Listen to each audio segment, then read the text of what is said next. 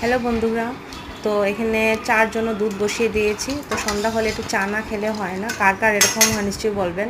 ঠিক আছে, আমার তো সন্ধ্যা হলেই চা খুব প্রয়োজন পড়ে। তো একে সাথে সাথে আমি এখানে বাসনগুলো তুলে নিচ্ছি, শুকনো বাসনগুলো যে ফটাফট করে নিচ্ছি, যে চা খেয়ে আমরা একটু সবজি বাজারে একটু বেরিয়ে যাবো আর কি, সবজি বাজার করব।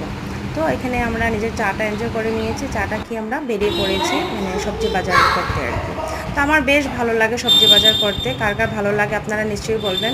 ঠিক আছে, তো আমি মাঝে মধ্যে যাই, আমি ওর সাথে ঈশানের পাপার সাথে যাই, আমি নিজে নিজে দেখে আনি। তো ভালো লাগে, নিজে দেখে আনলে কি নিজের পছন্দ মতো সবজি আনা যায় আর কি। তো আমি কী কী বানাবো ওই হিসাবে আমি নিয়ে আসি সবজি। আর খুব বেশি আনি না সবজি, যেহেতু এখানে অ্যাভেলেবেল আছে, তো 2-3 দিনের জন্য আমি নিয়ে আসি আর কি। তো এখানে আমি সবজি নিচ্ছিলাম আর কি। আর এখানে আমি ভাবছিলাম যে ফুলকপি নেব, কিন্তু যেই সামনে থেকে দেখছিলাম একদম ভালো ছিল না আর কি অবস্থাটা, তাই আর নিলাম না। আমার বেশ ভালো লাগে ফুলকপি, তাই আর নিলাম না। তো এখানে সবজি বাজার করে নিয়ে এসেছি। আর আসার পরেই যে আমি ভালো করে সব কিছু বের করে সেটিং করে নিই, তারপরে আমি চেঞ্জ করে ফ্রেশ হয়ে যাই আর কি। তো এখানে সব সবজি বাজার এনে আমি সব বের করে নিচ্ছিলাম, যে ফ্রিজে ঢুকিয়ে দেবো আর কি সব সবজিগুলো। তো খুব বেশি আনিনি, 2-3 দিনের জন্যই এনেছি সবজিগুলো। ঠিক আছে।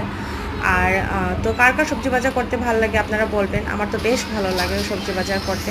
তো এখানে সব বের করে নিচ্ছি সবজিগুলো। তো এখানে নিয়ে এসেছি ভেন্ডি, কাঁচা লঙ্কা, এখানে আলু, বেগুন নিয়ে এসেছি, চিকনা চিকনা বেগুন, শসা, তারপরে এখানে নিয়েছি মিষ্টি কুমড়ো, আর এখানে চাল কুমড়ো, ঝিঙ্গে একটা, লেবু নিয়েছি আর কি।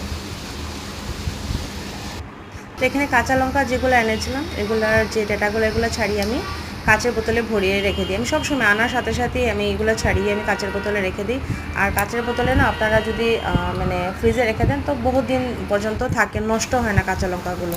তো আমি এরকম করে রেখে দিই। আমার ব্লগ কীরকম লেগেছে নিশ্চয়ই জানাবেন, লাইক সাবস্ক্রাইব করবেন প্লিজ। ঠিক আছে, তো আজকের জন্য এতটুকুই। ওকে, বাই।